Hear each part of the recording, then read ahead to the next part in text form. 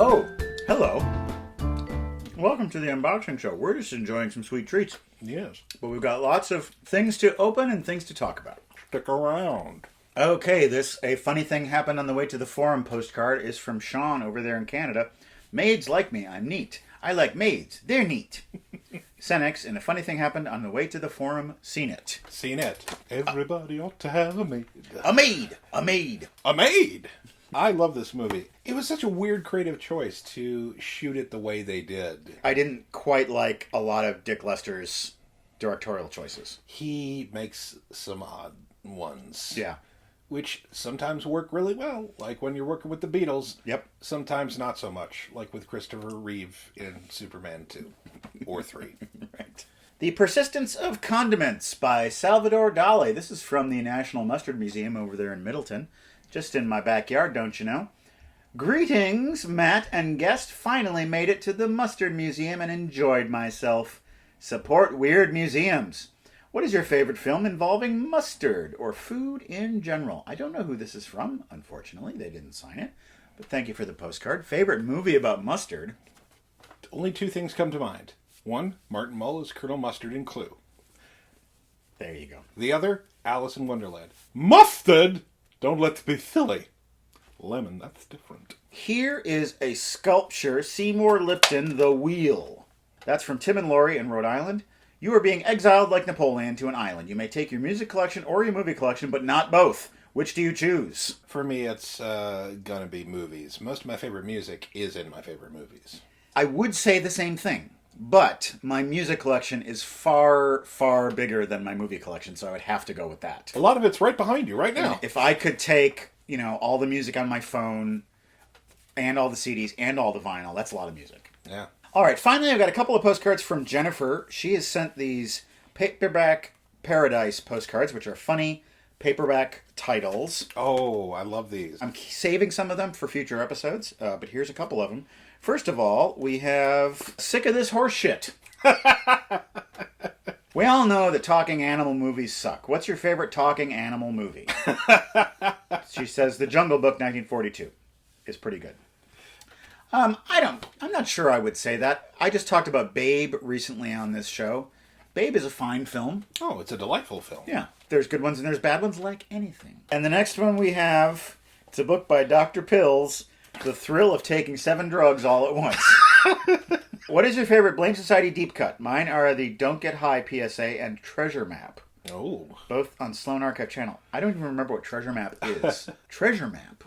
I don't know that one. I know Don't Get High PSA. That was just it was a silly goof. Treasure Map. You gotta help me out, folks. I don't remember Treasure Map. My mind's going. We did a project for Maker Studios, back when Maker Studios still existed. It was called Film 101. We did a cop interrogation scene. I love that script, and the production is great, and I think that's really good video. I like to watch that one every once in a while. This letter is allegedly from King Charles III, Buckingham Palace in London. Let's see what the king has to say. Yes. Previously, I've received letters from the Pope and Bjork. This one will actually be in English. There's the royal crest right there. Aha. So proof positive. It's in English, but I can't read it because it's got a word that we don't say on this show. Like to keep this show PG-13, don't you know? See you next Tuesday? See you next Tuesday, yes. This is King Charles III requesting more Fun Rangers. Speaking of deep cuts, keep hoping, King. Keep hoping. If you put it out into the universe, sometimes you can manifest surprising things. Well, I wonder if King Charles knows that there was a new Fun Rangers that was released earlier this year. It takes a while for things to cross. He may be waiting for it to come by tramp steamer. Could be. When you go to our website, and you should go to our website, it's welcometothebasementshow.com. That's the URL. You can see all of our episodes of this show, Welcome to the Basement, spanning back through the years. It's a lot to take in, and you'll have a good time doing it. There are also PayPal donation buttons that you can click on to make a one-time or rolling monthly donation to support this here show. Your support keeps this show going. Particularly the support of these rolling donors. Graham, Natalie, Sarah, Maura, Katrine, Matthew, Robert, Michael, Emily, Ralph, Stephanie, Michael, Eric, Zach, Ann, Ella, Grant, Timothy, Mitchell, Dan, Jonathan, Alessio, and Ashton. Rest of our donors later in the show. Right now, viewer questions for Tony. I got a bunch of them. Ooh, the seat's getting hot. I'm in the hottest seat. Nick McCabe, scariest movie villain, any genre. I swear to you, half an hour ago I would have had an answer for this. I have an answer. Yeah. I think it's Anton Chigurh from No Country for Old Men. Just because we know nothing about him, and so we don't know what he's capable of. Yeah. And we know that he's capable of extreme violence. He is legit terrifying, and he fits right into that club with another good answer. Not the best answer I have to hand, but Robert Mitchum in Night of the Hunter. Yeah. Especially because he is masquerading as a man of the cloth. Sean K. O'Keefe. You can choose Christopher Walken or Tim Curry to be your father. Who would you choose and why? I'd go Tim Curry. That's the easy choice. I think Walken would possibly be cold and distant. Tim Curry would just want to have fun all the time. One thing, if Walken was my father, he probably would teach me how to dance. Tim Curry's household would be a singing household.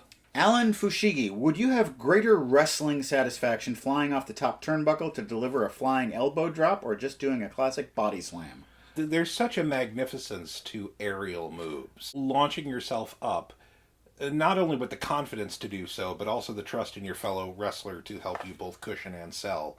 As I've been watching more, and as they've been pulling in more Japanese talent and more lucha talent, both of which love aerial moves and acrobatics, like those stagger you sometimes. Yeah.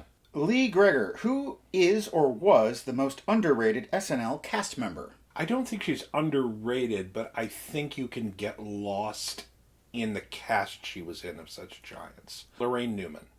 Yeah.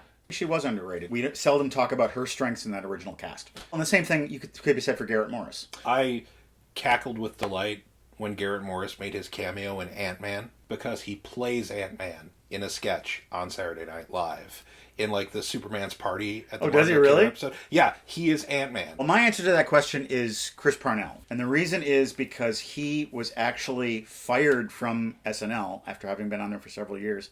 And then 6 months later, they rehired him. And he asked them why, and all they said was, we made a mistake. So he was so underrated by the show that they fired him, and then they had to hire him again. Yes. Maxwell Stewart James. Thoughts on circus peanuts? Are they acceptable candy to give out to trick-or-treaters? Yes, if you just give a kid one. Well, okay.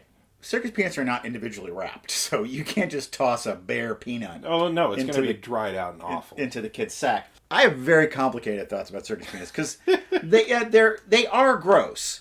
But if you put one in front of me, I'm going to eat it. And if you put a second one in front of me, I'm going to eat that one too. It's sort of like this thing where you eat it and you think, that's gross, give me another one.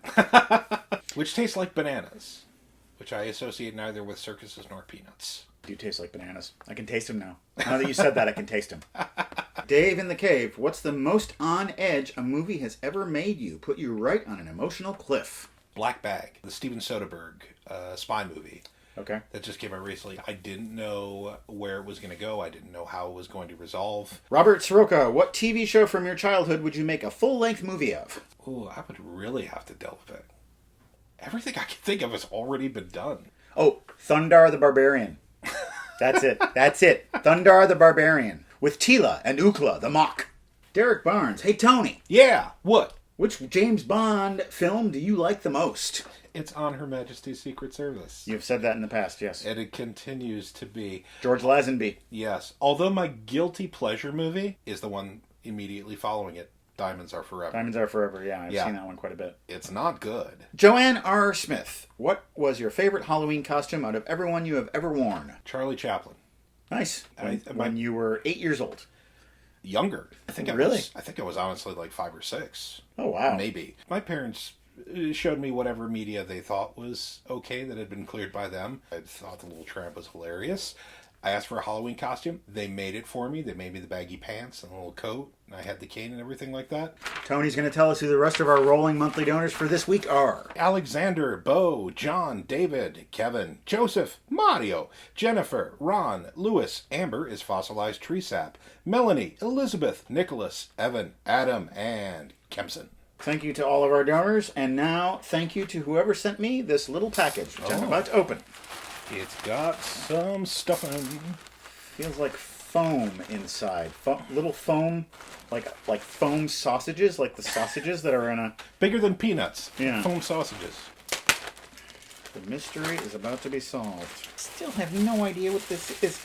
It's sausages. I said that's what this is. Sausages. That's exactly what I said. Oh. Look, it's got the little ends. Some prop sausages. Yeah. Are they felty? Or They're felty. Yeah, they're very. I like touching them. I like handling them. I'm gonna put it around my neck. I'm off to Sausage Island.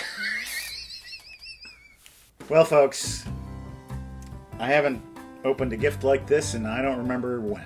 But it's a special thing. I will like these, and I do. And I want to thank my friend Tony for coming and spending some time with me and bringing a big bucket of candy with him. It's not a roll of sausages, but you work with what you have. Thank you for joining us here in the basement, and a good sausage day to you all. And a happy after Halloween to those at home.